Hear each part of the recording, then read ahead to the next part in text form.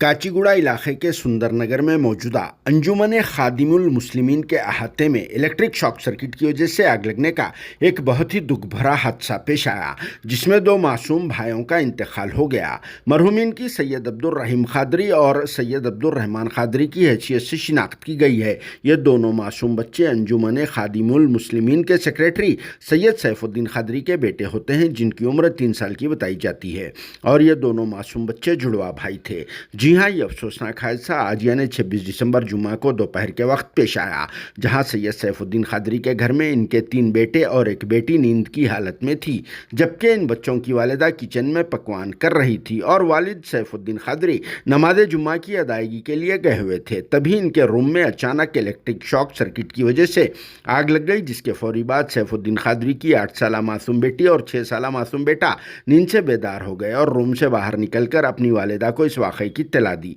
लेकिन तब तक बहुत देर हो चुकी थी और आग रूम में फैल चुकी थी और फिर यहाँ पर रखे हुए सामान, पलंग के अलावा गद्दे वगैरह को अपनी लपेट में ले लिया। और साथ में ये दो मासूम जुड़वा भाई सैयद अब्दुल रहीम खादरी व सैयद अब्दुल रहमान खादरी भी इस आग की नज़र हो गए, जिन्हें इन बच्चों की वालिदा और चीचा ने आग पर पानी डालकर बचाने की कोशिश तो की, जो नाकाम रही, क्योंकि आग में शिद्दत रहने की वजह से एक बच्चे का स्पॉट पर ही इंतकाल हो गया और दूसरे बच्चे का रात के वक्त अस्पताल में इलाज के दौरान इंतकाल हो गया, जिसकी इत्तला के फौरी बाद काचीगुड़ा पुलिस स्टेशन के अमले ने स्पॉट पहुंचकर यहां का मुआयना किया और फिर इस सिलसिले में केस बुक करके तहकीकात का आगाज़ कर दिया। दूसरी तरफ एक बच्चे की बाद नमाज इशा अंजुमन खादिमुल मुस्लिमीन की मस्जिद में नमाज जनाजा अदा की गई और तदफीन अहाते के कब्रस्तान में अमल में आई। इस वाक़े की वजह से वालिदा और वालिद को तो बहुत बड़ा सदमा पहुंचा, जो अपने इन मासूम बच्चों की मौत से बेहोशी के बराबर हो गए, और मुकामी लोगों के अलावा रिश्तेदारों ने भी इस पर अपने गहरे दुख का इजहार किया और सभी लोगों ने